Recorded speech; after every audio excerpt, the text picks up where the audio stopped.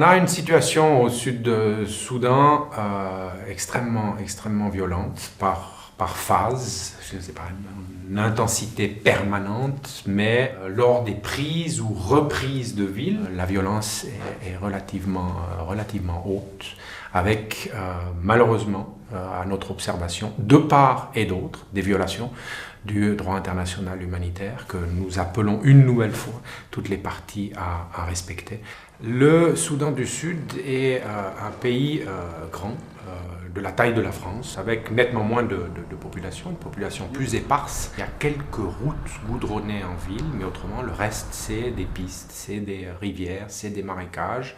Et donc tout doit être héliporté par avion pendant la saison sèche et par hélicoptère pendant la saison des pluies. Évidemment, de transporter de la marchandise par air ou par route, on a une différence budgétaire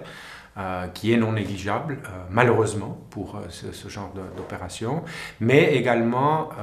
des considérations sécuritaires, parce que là aussi, il y a toute une série d'éléments qui doivent être pris en considération pour pouvoir passer les lignes de front,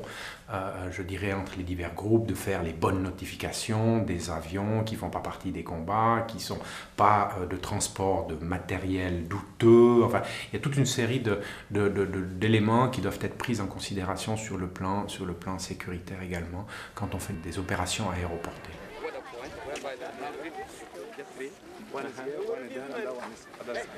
Nous avons au Sud-Soudan un assez parfait exemple de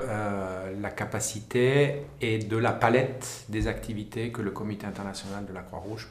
peut déployer en termes d'assistance, donc nourriture, non alimentaire, mais également déjà dans le sens de résilience avec du matériel pour la pêche, de la vaccination des animaux. Donc même si nous sommes en phase d'urgence, on anticipe déjà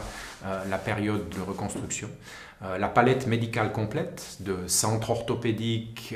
à la chirurgie de guerre, en passant par les premiers secours que la Société nationale, la Croix-Rouge du Sud-Soudan, prodigue à des milliers de personnes de manière journalière, et également l'ensemble des activités de protection, l'appel et le dialogue avec les parties au conflit pour respecter les civils, pour respecter les ambulances, pour respecter les lieux de soins, mais également visite aux personnes privées de liberté de part et d'autre. Donc globalement, l'ensemble des activités du CICR sont déployées sur le Sud-Soudan. Pour le CICR, nous avons actuellement environ 140 employés internationaux, 500 et quelques employés nationaux que nous voulons augmenter parce que les besoins nécessitent une augmentation du personnel national. Et environ un budget de 60 et quelques millions de francs suisses